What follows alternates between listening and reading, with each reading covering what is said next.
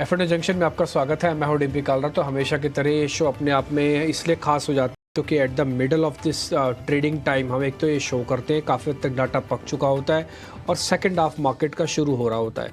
तो इसलिए Nifty, bank Nifty पे एक व्यू पॉइंट देंगे। क्या ताबड़तोड़ तेज़ी चल रही है बाज़ार के अंदर, किसी तरह का कोई रुकाव नहीं, कोई ठहराव नहीं, कोई डिप नहीं, कोई नहीं। मार्केट के अंदर कुछ भी हो रहा हो, कोई डाटा आ रहा हो, कोई ना आ रहा हो, बाज़ार को सिर्फ एक ही चीज़ दिखानी है, वो है तेज़ी, तेज़ी और सिर्फ तेज़ी। अब ये 200-250 पॉइंट तो निफ्टी के गिनता ही नहीं है, 350-400 पॉइंट तो बैंक निफ्टी कब नोटिस ही नहीं होता। देखते ही देखते किसी को अगर ट्रस्ट नहीं हो रहा हो तो हम 50,000 के मुआयने पर आ गए हैं। 46,000 के आसपास का हम बेस बनाने के बाद पहले 47 को कॉन्कर किया, फिर 48,000 को कॉन्कर किया। अब हम ऑलमोस्ट 48,935 पे आके ट्रेड कर रहे हैं और ये हम 49,000 के आसपास आके पहुंच गए हैं। ये सब देखते ही देखते हुआ है। ऐसी कोई चीज़ नहीं है जो मार्केट में आपके सामने नहीं हो रही हो, आपके सामने हुई है, लेकिन एक तरफा होती गई है।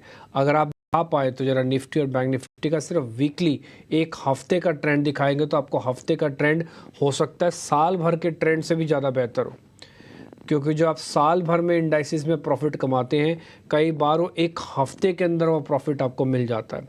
तो इसलिए बहुत ज़रूरी होता है कि आप किस सेगमेंट में हैं, कैसे ट्रेड कर रहे हैं, कैसे नहीं।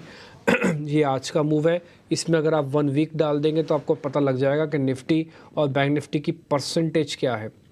ये देखिए 7 डेज परसेंट करीब 2% हुआ, 421%। और अगर आप पिछले साल का रिटर्न जाके चेक करेंगे ना इंडाइसिस का, तो निफ्टी का 2% भी नहीं था। 3.5% से ज़्यादा तो बैंक निफ्टी चला है। 2000 पॉइंट बैंक निफ्टी ने गेन किया सिर्फ 7 दिन में। और आप देख लीजिए इसी 7 दिन में एक तरफा मूव रहा है, कोई डिप नहीं, कुछ नहीं, सिर्फ ऊपर ही ऊपर, ऊपर ही ऊपर, ऊपर ही ऊपर, बढ़त ही बढ़त है। खैर, इन सब पे हम चर्चा करेंगे आगे भी और कुछ स्टॉक्स भी आपसे पता करेंगे, लेकिन पहले रिपोर्ट कार्ड एक बार दिखा देते हैं अजित मिश्रा का, उसका फिर आज के मेहमान विनय रजानी से करेंगे बातचीत।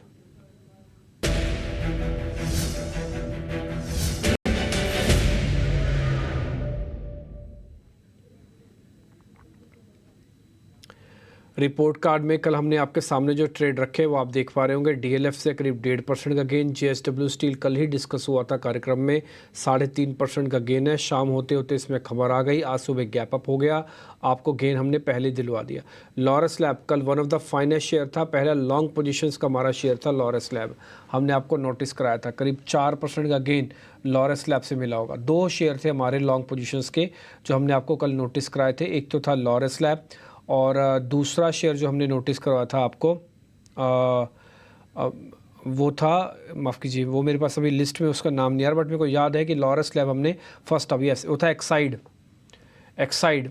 ठीक है, आज भी देखिए आप एक्साइड के अंदर क्या ज़बरदस्त आपको मिला।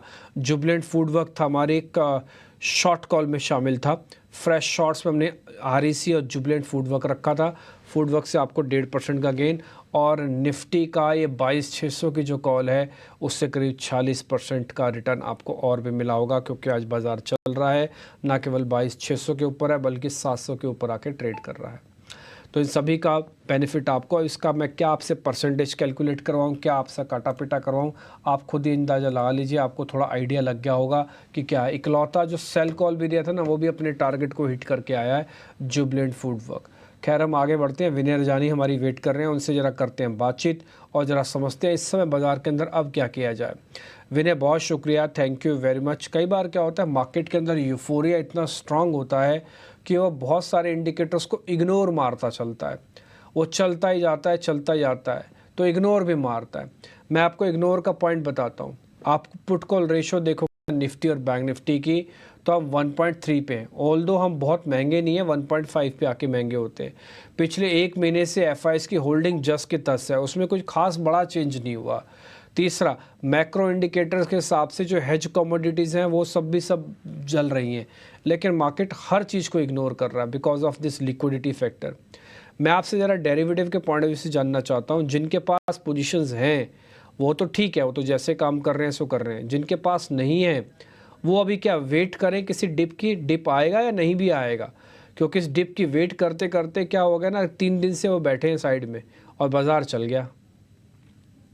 जी, तो डेफिनेटली जिस तरह से आप बता रहे थे कि कहीं पे यूफोरिया का साइन नहीं दिख रहा है, जिस तरह से पुट कॉल रेशियो है वो ओवरबॉट नहीं बोल सकते 1.3। अगर एफआईआईस की इंडेक्स फ्यूचर में हम डेटा देखें तो करीबन 0.83 रेशियो है। That means FIIs are still holding more shorts than long. तो अभी भी एफआईआईस की तरफ से शॉर्ट कवरिंग आ सकती है और उसकी वजह इंडाइसेस फर्दर रिकवर हो सकते हैं। अभी ग्लोबल मार्केट के सेटअप भी ठीक-ठाक हैं और अपने इंडियन मार्केट्स में हमने अच्छी खासी रेजिलिएंट मूव देखी और टेक्निकली देखें तो 22,300 से 600 की जो रेंज थी उसमें से ब्रेकआउट आते हुए देखा कल के सेशन में। और कल के सेशन में हमने लॉन्ग बिल्डअप भी देखा था 8% का।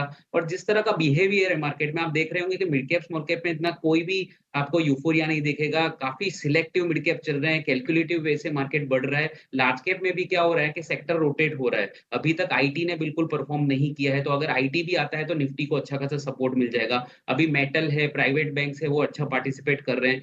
तो एक कैलकुलेटिव वे से मार्केट बढ़ रहा है, जो एक हेल्दी साइन बोल सकते हैं। कहीं पे भी मुझे यूफोरिया की साइन डेरिवेटिव डेटा से as well as technical setup और सेक्टर रोटेशन को देखते हुए नहीं लग रही है। तो मुझे लग रहा है कि ये तेज़ी आगे बढ़ती जाएगी। आपको अपने स्टॉक्स को सिलेक्ट करके इसमें इन्वेस्ट ट्रेडिंग के लिए करते रहना चाहिए। मुझे लग रहा है कि मिड कैप, स्मॉल कैप 2-3 दिन भले ही थोड़ा कंसोलिडेट हो रहे हैं, लेकिन आने वाले सेशन में वापस ट्रेंड रिज़्यूम हो सकता है। तो मुझे ऐसी कोई बड़ी गिरावट के संकेत नहीं दिख रहे हैं। तो जहाँ पे भी आपको अपॉर्च्युनिटी लगे वहाँ पे आप ट्रेड ले सकते हैं। और जहाँ तक निफ्टी की बात है, मुझे लग रहा है कि Nifty is headed for the target of 23,000 and bank Nifty की बात करें जो अभी रिलेटिवली काफ़ी स्ट्रॉन्ग लग रहा है और जिस तरह से ऑल टाइम हाई बना है, तो ऐसा हो सकता है कि आने वाले दिनों में हम 50,000 के टारगेट्स भी अचीव होते हुए देखें।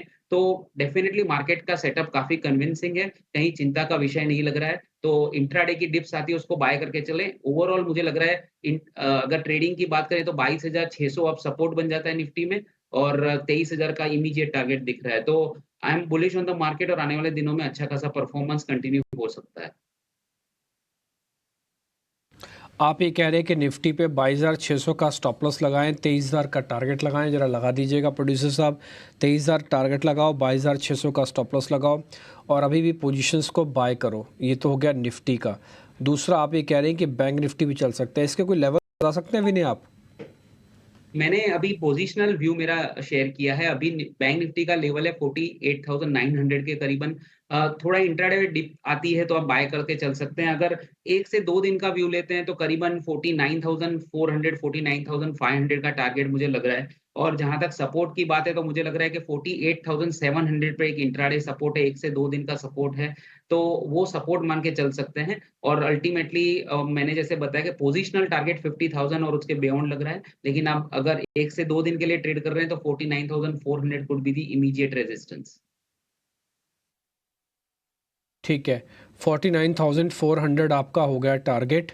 एक बार ज़रा लिख दीजिएगा सामने प्रोड्यूसर साहब। आई रिपीट, 49,400 आपका टारगेट है। 500 भी लिख सकते हैं और 48,700 आपका स्टॉप लॉस हो गया। तो निफ्टी और निफ्टी बैंक पे दोनों पे आपको ट्रेड मिल गया। छोटा सा डिप मिल जाए तो ठीक है, डिप नहीं भी मिले ना बाय चांस तो भले आप धीरे धीरे करके ले लो। ये विनय रजानी का मानना है कि यहाँ पे पोजीशंस कुछ और भी है और उनका तो मानना है 50,000 आ जाएगा बैंक निफ्टी। ये बात हमने कई दिन पहले भी आपको बताई थी कि डाटा कुछ इस तरह से पैन आउट हो रहा है कि अगर बैंक निफ्टी 50,000 भी हो जाए तो किसी को हैरानी नहीं हो गई। ठीक, अभी तो क्योंकि अभी तो हैवी वेट्स ने चलना ही शुरू नहीं किया। मार्केट बैंक निफ्टी में सबसे बड़े कैंडिडेट कौन है वेटेज वाले? वो है निजी बैंक, प्राइवेट बैंक्स, जिसका नाम है ICICI, जिसका नाम है एक्सिस बैंक, जिसमें HDFC, जिसमें है कोटक, जिसमें इंडसन है। आप इनके चार्ट्स उठा के देख लीजिए, आपको कहीं भी ये बहुत तेज़ी से या मार्केट के अंदर ओवरबॉट वाले कैटेगरी में ही नहीं है। ये तो थोड़ा सा चलते हैं तो बैंक निफ्टी को पर लग जा रहे हैं। ठीक, थोड़ा आप देखिएगा, अगर इनमें चर्निंग हो गई ना तो फिर बैंक निफ्टी को 50,000 आने में क्या बड़ी बात है। ठीक, बट फिर भी आप अपने वॉल्यूम वगैरह कैलकुलेट करके सब चेक वेक करके लीजिएगा। आज 2 बड़े शेयर्स नहीं चल रहे हैं, वैसे वो भी मैं आपको नोटिस करा दूं। फर्स्ट है HDFC बैंक और दूसरा रिलायंस, क्योंकि दूसरे शेयरों ने मौका ले लिया। जैसे विनय ने अपने ओपनिंग नोट में आपसे कहा कि आज IT ने पूरी कमान संभाल रखी है। आगे बढ़े जरा, अब जरा शेयर्स की तरफ आ जाते हैं। निफ्टी बैंक निफ्टी का ऑलरेडी स्टॉप लॉस टारगेट हमने आपके सामने शेयर कर दिया और आपको हम बार बार दिखाते भी रहेंगे, आप उसको नोटिस भी करते रहिएगा। फ्रेश लॉन्ग पोजीशंस, ताज़ा खरीदारी वाले शेयर्स अब आपकी स्क्रीन पर आएंगे।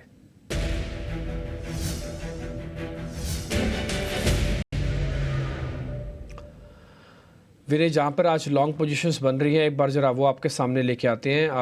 आज अगर आप पहले पोजीशनिंग के हिसाब से देखेंगे तो आज पेज इंडस्ट्रीज़ और टाटा स्टील, 2 शेयर हमने निकाले हैं। एक बार ज़रा दोनों चेक कर लो। निकालने का और भी शेयर थे हमारे पास, लेकिन हम थोड़ा ऐसे शेयर्स ढूंढ के लेके आए हैं जहाँ पर हम थोड़ा स्कोप हो और चलने का। 8-8, 10-10% वाले शेयर्स लेके आएंगे ना, फिर स्कोप क्या बचेगा। ज़रा दोनों शेयर्स को चेक कर लो, पेज को और टाटा स्टील को। और दोनों का सेटअप अलग-अलग है। पेज इंडस्ट्री एक ट्रेंड रिवर्सल का केस बन रहा है। अभी तक उसने अच्छा अंडर परफॉर्म किया, लेकिन जिस तरह से 2 दिन से इसमें बाइंग चल रही है, वॉल्यूम बिल्डअप हो रहा है। कल के सेशन में हमने स्टॉक में अच्छी बढ़त देखी थी और वॉल्यूम्स अच्छे बढ़े थे। आज एक फॉलो अप बाइंग आई है। फॉलो अप बाइंग में इसने अपने 50 डेज एक्सपोनेंशियल मूविंग एवरेज के रेजिस्टेंस को क्रॉस किया है और it is looking strong on the charts. तो शॉर्ट टर्म के लिए नेक्स्ट रेजिस्टेंस 200 दिन की एवरेज पे आता है, करीबन 37,300 के करीबन इसका 200 दिन का एक्सपोनेंशियल मूविंग एवरेज है। तो एक स्पॉट मार्केट के लेवल्स की बात कर रहा हूँ, वहां तक ये जा सकता है 37,300 के लेवल्स। और सपोर्ट की बात करूँ तो 50 डेज ईएमए का सपोर्ट बन जाता है करीबन 35,500 पे। तो लेवल्स थोड़े डीप हो सकते हैं क्योंकि इसका भाव बड़ा है, but yes definitely it's a strong setup, long side का सेटअप बन रहा है। और आने वाले सेशन में हम इसमें 3 से 4% की बढ़ोतरी इमीडिएटली देख सकते हैं। तो इसमें भी इस लेवल्स पे और इंट्राडे डिप पे बाय कर सकते हैं। डेफिनेटली एक बुलिश सेटअप बन रहा है। और जहां तक टाटा स्टील की बात करें तो मेटल इंडेक्स ही जबरदस्त तेजी में है और टाटा स्टील ने अच्छा खासा लीड लिया है। पिछले दिनों अच्छा परफॉर्मेंस भी रहा था और जिस तरह एक कंटिन्यूएशन मेटल स्टॉक्स में देख रहे हैं और फॉलो बाइंग देख रहे हैं, पूरे सेक्टर में एक जबरदस्त तेजी है, मोमेंटम है, तो उसका फायदा डेफिनेटली टाटा स्टील को मिलेगा। और इसने पहले भी लीड लिया था और अभी भी कंटिन्यू कर रहा है। तो 169 का लेवल है टाटा स्टील में। In fact it is given a fresh breakout, पिछले 3-4 दिन से थोड़ा कंसोलिडेट हुआ और अब उसमें जाके वापस से resumption of an uptrend हुआ है। तो मुझे लग रहा है आज का लो एक स्ट्रॉन्ग सपोर्ट बन जाता है 165 पे। अभी 169 का लेवल चल रहा है और इसका टारगेट जो है 175 176 का हो सकता है। तो दोनों जो स्टॉक है, पेज इंडस्ट्री और टाटा स्टील, दोनों लॉन्ग साइड के ट्रेड बन रहे हैं और यहाँ से 3 से 4% की बढ़त हो सकती है इन Tata Steel and Page Industry. ठीक है, दोनों पे हमने टारगेट और स्टॉप लॉस आपके स्क्रीन पर आ जाएंगे, आप नोटिस कर लीजिएगा। दोनों के दोनों ट्रेड हमने आपके सामने रख दिए। आज हमारे दोनों शेयर फिर से पास हुए हैं। First is Tata Steel and second is page industries. Page industries थोड़ा साइज़ में, यानी कि एक्सरसाइज प्राइस के हिसाब से थोड़ा बड़ा शेयर है, 36,000 का शेयर है ना। तो आप अपना वॉल्यूम और फाइनेंशियल रिस्क वगैरह चेक करके लीजिएगा। हाँ, ऐसा नहीं कि ज़्यादा माल ले लें फिर आपसे हैंडल ना हो, क्योंकि इसका पर डे मूवमेंट भी वो हज़ारों में होता है। ठीक है, जैसे आज भी 1041 आपको मूवमेंट दिख रहा होगा। ठीक जी, तो ये आपके लिए एक पॉइंट टू बी नोटेड था, पेज इंडस्ट्रीज़ और टाटा स्टील। आ जाते हैं जरा दो शॉर्ट कवरिंग वाले शेयर्स पर भी, वो भी जरा आपके स्क्रीन पर लेके आते हैं। वो है डिक्सन टेक्नोलॉजी और परसिस्टेंट। हमने भी इन दोनों शेयर्स का चुनाव इसी वजह से किया है ताकि इनमें रूम बचा रहे आपके और चलने का। एक बार जरा विनय चेक कर देंगे कि कितना रूम है, करना भी है कि ट्रेड नहीं भी करना, ये भी बता देंगे। विनय जी जरा चेक कीजिएगा परसिस्टेंट और डिक्सन टेक। जी, तो डिक्सन टेक का सेटअप ओवरऑल अच्छा है। प्राइमरी ट्रेंड उसका बुलिश है और स्टॉक अपने ऑल टाइम हाई के करीबन चल रहा है। तो रिलेटिव स्ट्रेंथ उसमें रही थी। तो प्राइमरी ट्रेंड की वजह से खास करके इन दोनों में से अगर मुझे एक स्टॉक चुनना हो तो मैं डिक्सन टेक्नोलॉजी को सिलेक्ट करूंगा, क्योंकि रिसेंटली हमने कंज्यूमर ड्यूरेबल स्पेस में और जो इसके रिलेटेड जो स्टॉक्स हैं उसमें एक अच्छी तेजी देखी थी। ओवरऑल सेटअप पॉजिटिव है। हालांकि आज के सेशन में खुलने के बाद इतना मूवमेंट नहीं आया, थोड़ा जिगजैग काइंड ऑफ मूव है, मोमेंटम इज मिसिंग। बट जब तक ये स्टॉक में 7600 के लेवल्स इंटैक्ट हैं तब तक एक होप रहेगी कि ये ऊपर की साइड ही अपना ट्रेंड इंटैक्ट रखे। तो 7600 का स्टॉप लॉस लेके चल सकते हैं। अपसाइड में 8000 का रेजिस्टेंस मुझे दिख रहा है। तो डिक्सन टेक्नोलॉजी एक लॉन्ग साइड पे ट्रेड बन सकता है, जो शॉर्ट कवरिंग की वजह से है वो आगे जाके लॉन्ग बिल्डअप में भी कन्वर्ट हो सकता है। परसिस्टेंट की जहां तक बात करते हैं, डेफिनेटली आज 0.25% की बढ़त है, लेकिन इसमें एक कंफर्मेशन की जरूरत है। अभी भी हमने देखा है कि पिछले 7-8 सेशन में ये 4100 के लेवल को क्रॉस करने में काफी इसमें इसको एफर्ट लग रहा है और वो लेवल क्रॉस नहीं हो रहा है। आईटी सेक्टर में भी बहुत ही सिलेक्टिव परफॉर्मेंस है, तो रिजल्ट्स भी आएंगे। तो बेटर है इसमें वेट एंड वॉच की रणनीति रखें। परसिस्टेंट में I would rather wait. I am not suggesting going short, but अभी वेट एंड वॉच रखिए। But Dixon technology looks better setup on the charts. ठीक है, डिक्सन थोड़ा ज़्यादा सेटअप ठीक लग रहा है, तो आप डिक्सन के अंदर ट्रेड ले सकते हैं। हमने आपके लिए शॉर्ट कवरिंग का एक शेयर पास करवा दिया, वो है डिक्सन टेक्नोलॉजीज़। तो कुल मिला के 3 शेयर हो गए। First is Dixon, second is Tata steel, third is Page Industries. तीनों के तीनों शेयर आपने नोटिस कर लेंगे। स्टॉप लॉस टारगेट आपके स्क्रीन पर आ जाएंगे। साथ ही साथ निफ्टी और निफ्टी बैंक की भी प्लेट बनी हुई है, वो भी ज़रा फायर करके दिखा दीजिएगा ताकि सेगमेंट को हम क्लोज कर दें। ये तेज़ी का पूरा सेगमेंट हो गया, आपके लिए शेयर्स हो गए, आपके लिए इंडाइसिस हो गया, आपको कन्विक्शन पॉइंट की बढ़त है निफ्टी के अंदर, लेकिन बैंक निफ्टी ज़्यादा तेज़ है और निफ्टी के मुकाबले परसेंटेज में ऑलमोस्ट 3 टाइम्स है, 0.60% से ऊपर है ये। और अगर आप निफ्टी चेक करेंगे तो 0.20 है, तो ये 3 टाइम्स परसेंटेज में चेंज है अगर आप पॉइंट्स को भी छोड़ दें तो। ठीक है, बट थोड़ा सावधानी के साथ ट्रेड करने की ज़रूरत है, कई बार छोटा मोटा डिप आपके काम आ सकता है। हमने ऑलरेडी एक कन्विक्शन आपको हाई करवाया हुआ है, जैसे आपको जो सर ने भी बताया है। खैर, थोड़ा हम आगे और आगे बढ़ जाते हैं। अब जरा मंदी वाले शेयर्स की चर्चा करते हैं शुरू, और दिखाइए जरा आज के पहले बिकवाली वाले शेयर्स।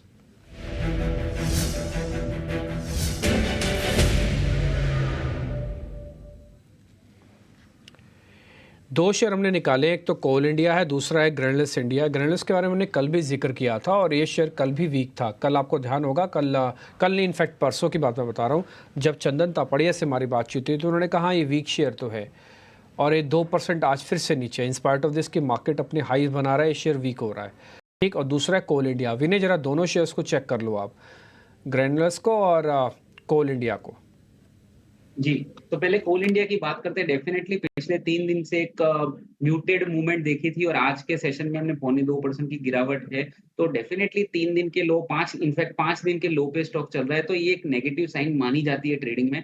लेकिन क्योंकि ये स्टॉक एक मेटल एंड माइनिंग इंडेक्स से बिलॉन्ग करता है और सेक्टर काफ़ी अच्छा परफ़ॉर्म कर रहा है, तो ज़्यादा चांसेस है कि इसमें विप्सो हो जाए और एक डाउन साइड में आपको जितनी मूवमेंट एक्सपेक्टेड है वो ना मिले। तो मैं कोल इंडिया के शॉर्ट ट्रेड को इग्नोर करना चाहूँगा क्योंकि सेक्टर में बहुत ज़बरदस्त स्ट्रेंथ है और ओवरऑल भी हमने देखा है कि PSU as well as metal mining stocks are performing well. तो उसकी तेज़ी को ध्यान में रखते हुए, प्राइमरी ट्रेंड को ध्यान में रखते हुए मुझे नहीं लग रहा कि इसको शॉर्ट करना चाहिए, अवॉइड करना चाहिए। और ग्रैन्युल्स इंडिया की आप बात करें तो डेफिनिटली ये एक स्टॉक है जो वीक लग रहा है चार्ट पे। आज ही के सेशन में इसने 50 डेज़ ईएमए के सपोर्ट को तोड़ा है, तो 430 के आसपास ट्रेड कर रहा है। 437 का स्टॉप लॉस एक आप रख सकते हैं ट्रेडिंग में, मैं स्पॉट के लेवल की बात कर रहा हूँ। और आप नीचे में करीबन 417, 416 के लेवल्स तक देख सकते हैं। तो ग्रैन्युल्स इंडिया एक शॉर्ट साइड पे ट्रेड बन रहा है जिसको मैं सिलेक्ट कर रहा हूँ इन दोनों पर्टिकुलर स्टॉक्स में से। ठीक है, तो एक शेयर आपके पास और सिलेक्ट हो गया, मंदी का शेयर। इसलिए में हम मंदी के शेयर आपको इसलिए दिखाना नहीं चाहते कि आपको कोई कन्फ्यूजन देना है, आपको दिखाना इसलिए चाहते हैं क्योंकि इन सभी शेयर्स के अंदर आपको लॉन्ग की पोजीशंस नहीं लेनी है। तो पहला पॉइंट है। दूसरा पॉइंट है कि अगर आपने शॉर्ट कर रखा है तो आपको पता होना चाहिए आपका टारगेट स्टॉप लॉस क्या है और इनमें क्या वीकनेस बरकरार रहेगी या बॉटम बन रहा है, ये भी आपको पता लग जाता है। तो पूछता हम एक ही सवाल है, लेकिन कईयों के आंसर्स एक साथ इसी क्वेश्चन से पता लग जाते हैं।